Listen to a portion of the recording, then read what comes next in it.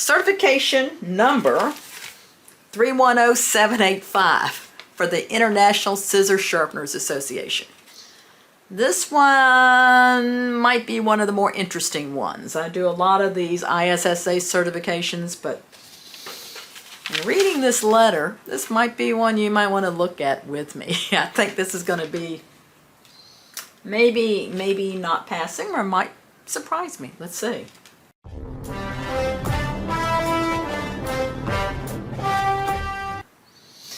So I read the letter first. I think I'm going to let you look at the shears with me first, and then we'll look at what this person wrote me. But the written test was fine, so they have the head knowledge. And I've got two shears, one's a bevel, one's a convex. And what I do is, first of all, we test it, see if they cut. And then we want the convex to be a convex and the bevel to be a bevel. And let's see what happens. Got my toilet tissue here, got my water bottle here, and I got the two shears that we're going to see how well they cut. I do 3 tests, generally. First of all is the dry toilet tissue. It's the dry toilet tissue. Really cheap kind. What this test does, it tells me if all the burrs are gone, tells me if all the nicks are gone. So I'm going to open the shears just like they came out of the box. Nothing special done to them. And I'm opening them all the way, pulling my thumb out, and slowly closing them. They cut dry. All right. These, same thing. They both cut dry. Let's see if they cut wet. Wet tells me a little bit more. It's a little bit more difficult test. About 3-4 squirts. Thumb out. Least pressure possible. I think those cut pretty nice.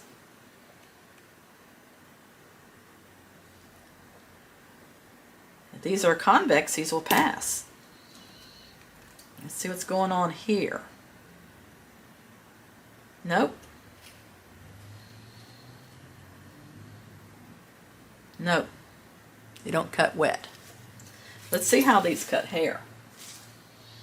Now I can use fur, artificial fur, or I can use a mannequin head. I may use both on these. She's about to run out of hair here. But let's see what we've got here. Idea is that they don't... Oh, you see that? It's tended to fold the hair. Pushing a little bit. Let's see how it cuts. I just got off the phone with someone who had a customer who was complaining about the shears folding hair because they take too big of chunks. But if they cut like they're supposed to, that cuts pretty good without pushing. If they were to cut a big chunk, it cut that good too. So these are convex. Those will have passed. Let's see if these cut hair.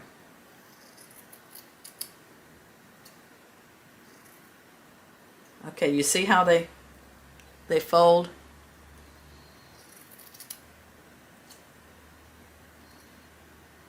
If I pull my thumb out, they fold.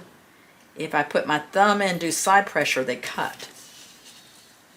Let's see if they cut hair here. They actually cut. I thought I felt it pull.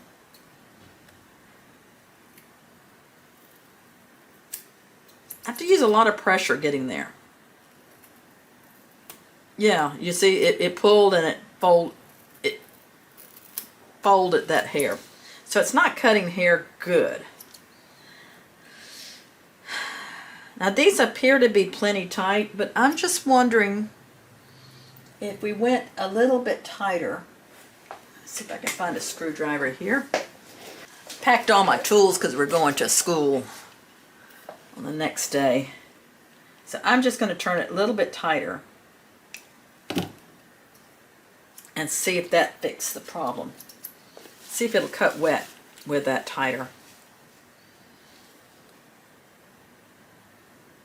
No, it's cut worse than anything.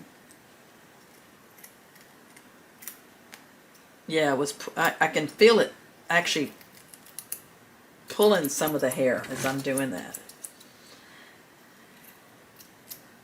They're not horrible, but they're not quite right. Let me see if I can see what's going on with them. I'll let you zoom in here a little bit more with me.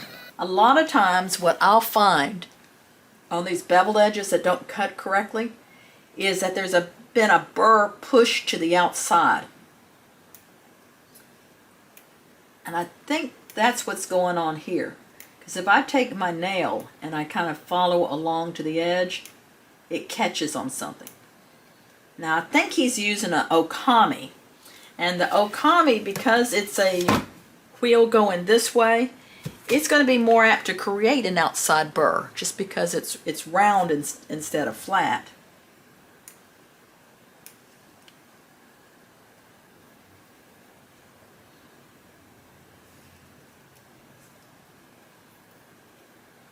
So this one is right borderline. I mean, if I was being real generous, I could pass it because it did cut hair, but it was pulling. So I'm going to say this one did not pass. And now this, let me see if it's, oh, that's a nice convex. He's convexed it, and ride line looks good.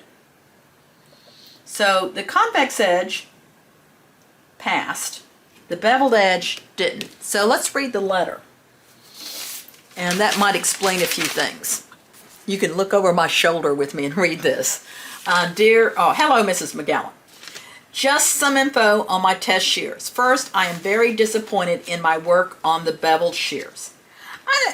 This could have been better, but I don't think you needed to be disappointed. Because let me read on and you'll see. This was my first sharpening on this type, and I had trouble. So if that's your first sharpening on this type of shear, you did really well.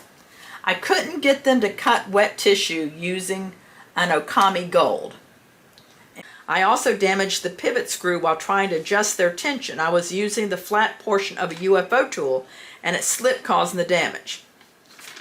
So if this was your first chance of ever sharpening this type of shear, and you need to know how, that's why I included in here. A lot of people try to sharpen them like a convex or something.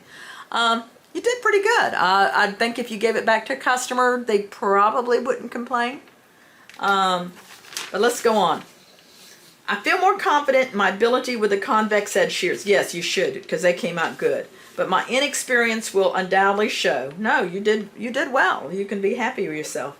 Either way, pass or fail, I look forward to learning through this process. If I fail, I would like to continue trying until I pass. Please let me know the next steps. So the next steps is that we'll send you this one back. We'll go ahead and send them both back, but this is the one you need to resharpen, and we'll look at it again. And you know what? You can, if you get it to cut, and you can cut wet tissue with it, and you can videotape it. We can do a video chat, and I see it. You don't even have to pay to send it back. We'll say good, and I'll send you the certification.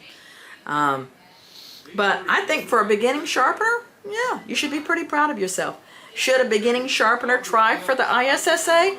Yeah, because this is like a first grade kindergarten thing. This is not advanced sharpening. This is basic convex sharpening, bevel edge sharpening for hair salons or dog groomers. So if you have any questions, we'll be doing some classes on the certification and other type of sharpening. So check with me, check my schedule, go to the website, and hope to see your shears in for the ISSA certification. So you're interested in the ISSA. We're going to be having a hands-on workshop at the Sharpeners Jam. And guarantee, well, almost guarantee, that by the end of the workshop, you'll have passed the ISSA. I'll be watching over you, holding your hands, walking you through it. If you can't pass after coming to this workshop, must have the wrong equipment. Come join us at the Sharpener's job. Oh, Mystie says the wrong job. We'll see you at the Sharpeners Jam, and everybody should pass and be certified with the International Scissor Sharpeners Association. If you haven't passed so far, you haven't tried, this is one of the many classes. We have 7 hands-on workshops and some other free presentations at the Sharpeners Jam in person here in beautiful Loganville, suburb of Atlanta. Putting together some things for some garage sales for the Sharpeners Jam. Make sure you keep up with it. It'll be posted in the Sharpeners Jam group on Facebook.